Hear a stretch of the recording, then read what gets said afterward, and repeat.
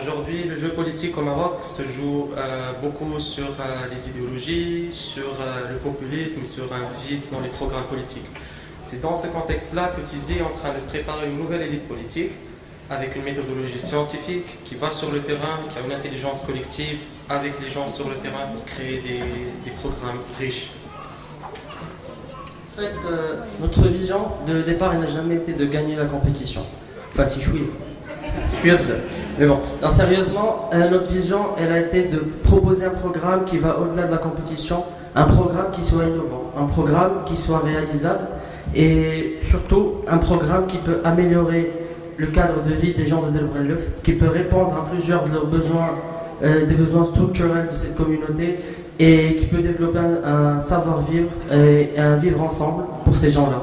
On fait beaucoup de sorties sur le terrain, des focus group, beaucoup d'idéations, d'itérations, de retour sur le terrain, de retour à la théorie. On est sorti avec un programme politique, Deir Broulef, en 10 mesures qu'on a présenté au jury, qui était composé de 7 personnes, différents backgrounds, et qui ont jugé que c'était un programme créatif et possible à réaliser dans le futur. Notre vision du futur, elle se base sur 3 points principaux. Un, c'est faire le contact avec toutes les équipes qui ont participé, se retrouver ensemble, discuter de notre expérience et partager. 2, essayer d'incuber et de travailler un peu plus professionnellement avec les experts de notre programme politique. Et 3, nouer des relations stratégiques avec l'élite politique, parce que le but final, c'est d'implémenter toute cette créativité sur le terrain et qui ait un impact sur les gens de Deir Broulef. Si je peux ajouter quelque chose, c'est que la ville de Casablanca, elle souffre de ses élus. Alors elle souffre d'une non-gestion communale, elle souffre de l'incompétence de son conseil, et franchement, là, je suis devant des gens formidables, je suis devant les espoirs de notre pays, et je vous invite vraiment à vous investir dans la politique, à vous investir dans la chose publique, parce qu'on a besoin de compétences, parce qu'il y a des gens là, parce qu'il y a des pourris qu'il faut déloger, et les gens qui peuvent les déloger, les gens qui peuvent vraiment apporter quelque chose à leur communauté, c'est bien beau. Alors, une idée, c'est la création d'une fondation de quartier. Alors la fondation de quartier, c'est une sorte d'incubateur de projets sociaux.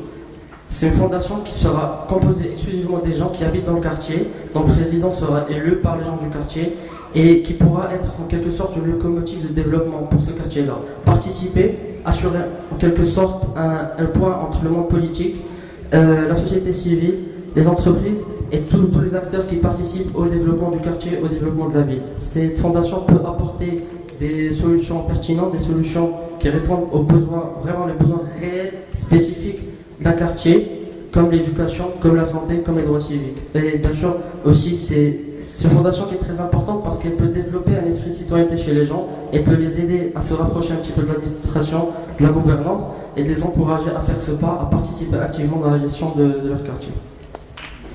Je pourrais rajouter qu'on s'est inspiré beaucoup d'initiatives locales et d'initiatives internationales. Par exemple, je fais allusion avec beaucoup de mérite à la Fondation Alliance qui ont créé une fondation de quartier de proximité d'accompagnateurs sociaux. C'est un nouveau programme au Maroc d'accompagnement Chimaï. C'est des gens qui vont prendre soin des gens qui font la transition entre le périrural ou le rural vers l'urbain, les nouvelles habitations, pour les guider vers les administrations, pour leur montrer leurs droits et leurs devoirs, pour résoudre leurs problèmes de chaque jour. Et c'est une approche extraordinaire qu'on a repris nous, de faire travailler le citoyen pour le citoyen. Une deuxième idée qu'on avait eue, qui s'est inspirée du SOC de Deir Broulef, du marché là-bas, où il y a beaucoup d'outils technologiques, mais on est surtout dans la vente. On s'est dit pourquoi ne pas faire une académie d'innovation technologique. Dans Deir Broulef, on pourrait bénéficier de différentes compétences en électronique, en robotique, en software engineering, en beaucoup de choses, en marketing aussi, et où des jeunes Marocains qui ont du temps, qui ont de l'énergie, peuvent créer des produits 100% marocains et les vendre sur place pour les Marocains.